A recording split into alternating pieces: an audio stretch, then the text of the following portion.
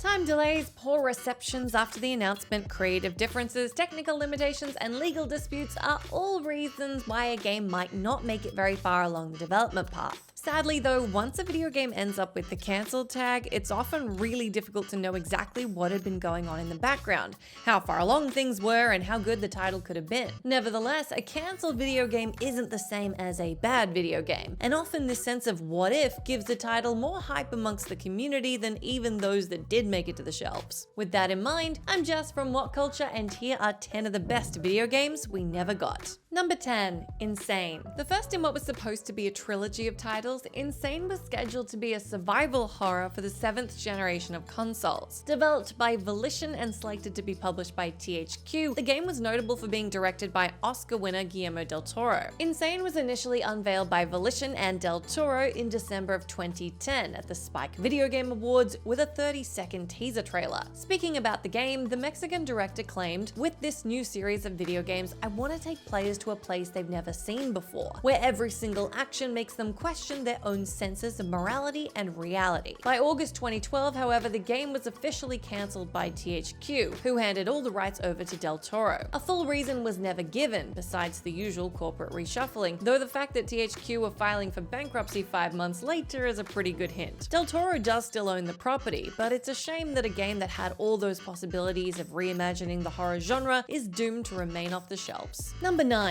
Gotham by Gaslight. Gotham by Gaslight is a 1989 comic that marked one of the first instances of DC completely deviating from the standard universe. Set in 1889, it was a Victorian-themed story detailing how Bruce Wayne became the Dark Knight, attempting to stop Jack the Ripper rampaging through Gotham. The story would later become a 2018 movie, but its first on-screen appearance was actually slated to be in the world of gaming. Developed by Day One Studios, best known for Fear, Gotham by Gaslight was set to be a third-person action title for the Xbox 360 and PS3, and it was slated to be released on the heels of Batman Arkham Asylum, which had come out in 2008. It's fair to say that Batman has been one of the more inconsistent franchises for gamers over the years. However, the glimpses that have been leaked of Gotham by Gaslight make the game look incredibly promising. The cobblestone streets and gothic look of Gotham make for a unique setting, and the detailed visuals on Batman showcase THQ had a solid idea of what they wanted this title to look like. Unfortunately, this was always going to be a project the company would have a hard time getting off the ground. Without the rights from Warner Brothers, THQ were forced to leave this steampunk Batman title in their what could have been section. Number 8. Aliens Crucible. Another title set for release within the 7th generation of consoles, Aliens Crucible was announced by Sega in December of 2006. Set to use an earlier version of the Onyx engine that would later be used on games like South Park Stick of Truth, Crucible was going to be the first third-person RPG set in the Aliens universe. Crucible would have followed the story of a group of workers, all of whom would have been customizable and with their own sets of strengths and weaknesses, as they landed on a mysterious planet called Caldera. Writer Chris Avellone claimed the game was going to be, quote, basically Mass Effect but more terrifying. There would have been a lot of similarities between the game and the premise of Prometheus, and the idea of having a Mass Effect-like title with some added horror elements would have been fascinating to see. Unfortunately, the strained relations between developers Obsidian and Sega and aggressive pitching of what would become the superb Alien Isolation meant that Crucible was publicly cancelled following the release of Alien vs. Predator in the summer of 2009. Number 7. Star Wars Battlefront 3. It's in the air whether or not there will be a Star Wars Battlefront 3 coming out as the next entry in the DICE EA partnership. However, it's the cancelled third entry in the original LucasArts series that fans are still clamoring for. The two original entries in the series were released back in 2004 and 2005 respectively, and both still stand as one of the most legendary titles from the 6th generation. Battlefront 2 in particular being an incredibly ambitious title for its day, bringing a new campaign, space battles, Jedi and Sith heroes,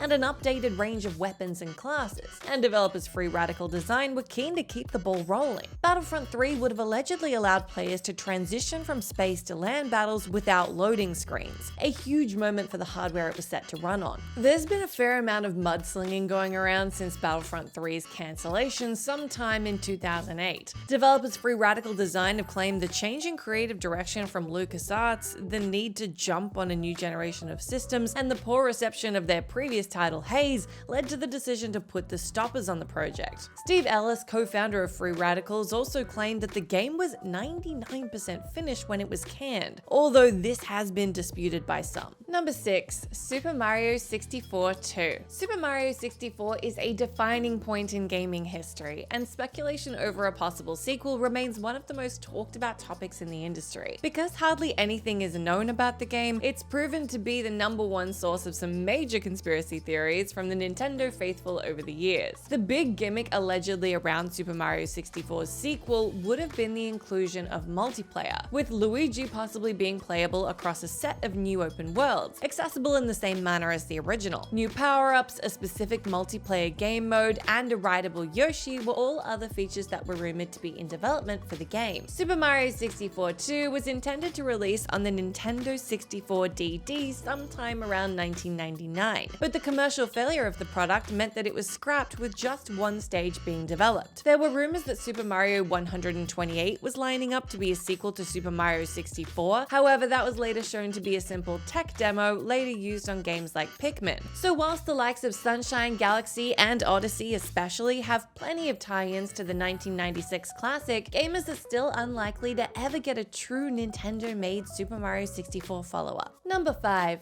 Doom 4. Doom 4 was an interesting project that many still looked back on as the big what-if moment for the franchise. Following the release of Doom 3, which had ripped up the series' rulebook with a survival horror tone and slower pace, its sequel was announced in August of 2007. Once again developed by id Software, Kevin Cloud would prove to be one of the individuals with the most creative say behind the game's early stages. He would claim that the development of Doom 4 had emphasized story and scope rather than the tried and tested formulas players were more used to. Allegedly, the term Call of Doom was a common tag attached to the game, referencing its similarities to Activision's Call of Duty franchise, and it was the subversion away from what fans would have wanted that would prove to be the decisive nail in the coffin for the game. Nevertheless, from what has been leaked of Doom 4, it looks an incredibly interesting entry in the making. The game's emphasis on immersion can be seen in the clips released, with the added realism marking what could have been a fairly unique theme in the series. Number 4.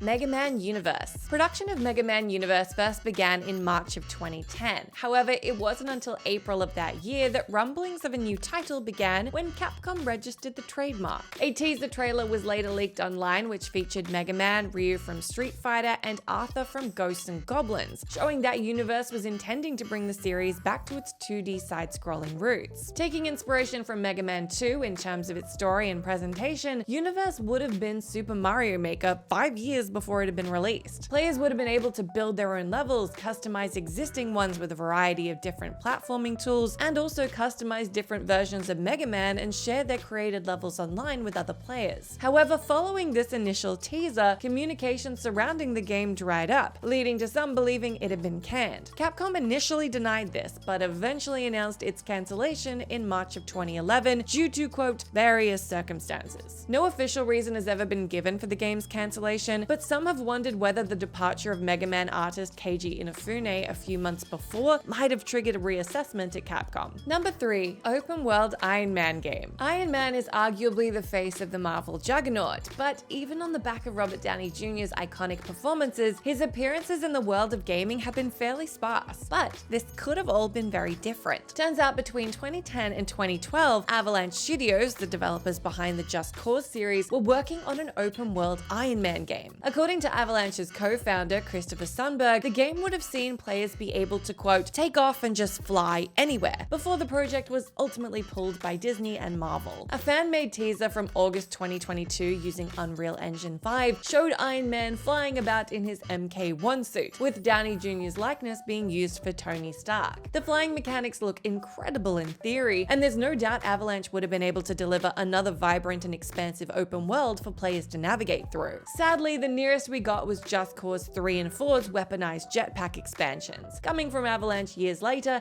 and playing very much like the Iron Man game the team have described. Number 2. Silent Hills. Silent Hills is perhaps the most infamous video game never to see the light of day. In August of of 2014, Konami published a free interactive demo on the PlayStation 4 network called PT. Designed and directed by Hideo Kojima in collaboration once again with Guillermo del Toro, it was easily one of the scariest games released at the time, and served as a teaser for the upcoming latest title in the Silent Hill series. The game was intended to be a reboot for the franchise, bringing in classic horror elements on a new generation of technology. The Walking Dead star Norman Reedus was also signed on to star in the game, and the acclaim PT achieved following its release made it a viral sensation. But it would be a game no one would ever be able to get their hands on. After 3 years in development, internal strife between Kojima and Konami led to him leaving the company in 2015. Guillermo del Toro announced at the San Francisco Film Society event in April that the game had been cancelled, and PT was removed from the PlayStation Network later that month. Number 1. Sadness. The Nintendo Wii had a particular demographic in mind regarding its target audience, being infamous for pumping out colorful and easy-to-grasp party games rather than the AAA spectacles on other consoles. That's what makes Sadness still one of the most exciting games that could have joined the Wii's library, had it ever been released. The game was announced in March of 2006 by developers Nibris, and instantly stood out with its black and white graphics, emphasis on psychological horror rather than violence and gore, as well as its unique pre-WW1 Russia setting. However, what followed was 4 years of development, albeit without anything Nibris were able to show for themselves. The team were always on hand to claim more was coming, different endings and an interactive environment being the main two, but there were never any trailers, teasers, or demos ever released for players to experience for themselves. Accusations of vaporware began to be labeled at the project on the regular, though Nibris were always quick to claim it was artistic differences and a failure to meet deadlines that were causing the game's delay. By February of 2010, the project had effectively been terminated, closing one of the most interesting chapters in the Wii library's history. That's the end of our list, but let me know down in that comment section if you can think of any other great sounding video games that sadly we never got to play. As always, I've been Jess from WhatCulture. Thank you so much for hanging out with me. If you like, you can come say hi to me on my Twitter account where I'm at Jess McDonald, but make sure you stay tuned to us here for plenty more gaming goodness. Thanks!